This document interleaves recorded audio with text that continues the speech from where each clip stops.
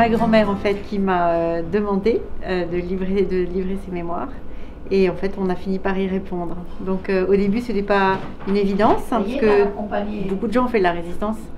C'est vrai qu'on avait pas mal de signes dans la maison qui montraient qu'on en avait vraiment fait particulièrement beaucoup.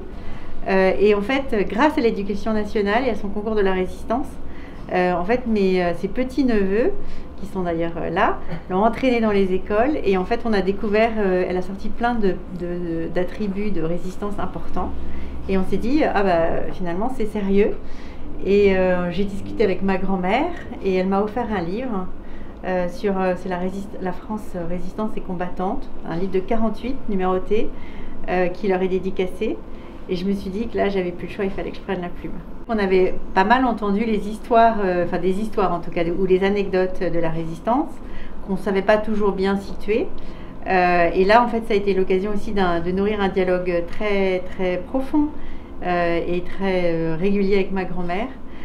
C'était un peu une discipline, hein, tous les week-ends, je venais ici.